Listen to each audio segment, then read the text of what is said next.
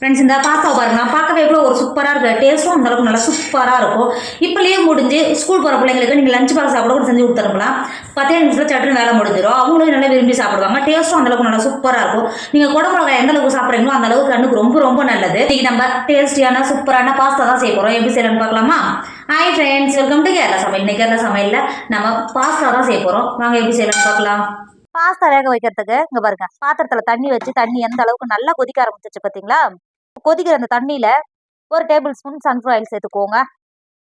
பாஸ்தாவா ஒன்னோட ஒன்று ஒட்டாமல் இருக்கும் சேர்த்து கொடுத்துக்கோங்க.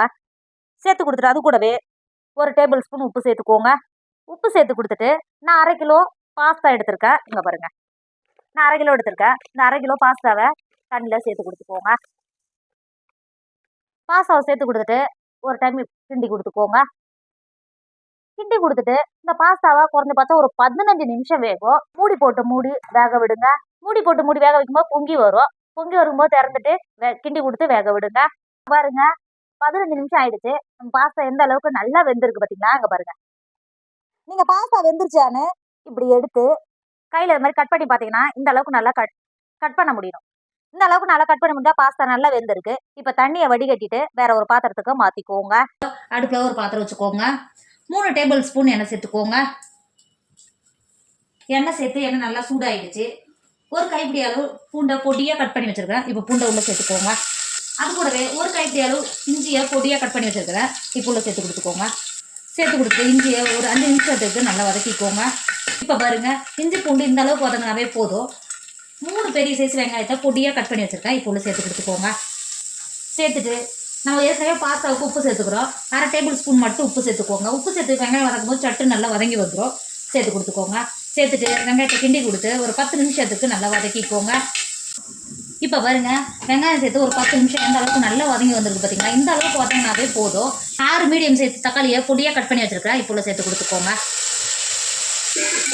தக்காளி சேர்த்துட்டு ஒரு டைம் நல்லா கிண்டி கொடுத்துக்கோங்க. கிண்டி கொடுத்துட்டு தக்காளியை நல்லா சாப்பிட்டா ஒரு 10 நிமிஷத்துக்கு வேக விடுங்க. மூடி போட்டு வேக விட்டிங்கன்னா 10 நிமிஷம் நல்லா வெந்து வந்துடும். வேக விடுங்க. பாருங்க ஒரு 10 நிமிஷம் ஆயிடுச்சு.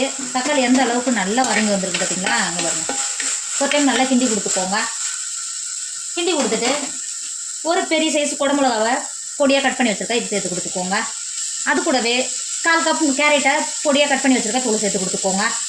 சேர்த்து கொடுத்துட்டு நம்ம சேர்த்த காய்க்கு 1 டேபிள் ஸ்பூன் உப்பு சேர்த்துக்கோங்க.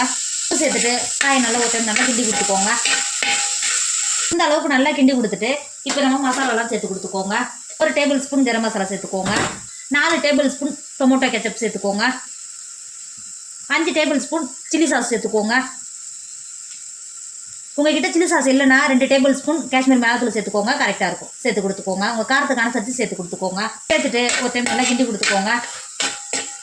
இந்த அளவுக்கு நல்லா கிண்டி கொடுத்துட்டு மூடி ஒரு 10 நிமிஷத்துக்கு மசாலாவோட பச்சை வடை போய் காயோட வெந்து வரைக்கும் வேக விடுங்க.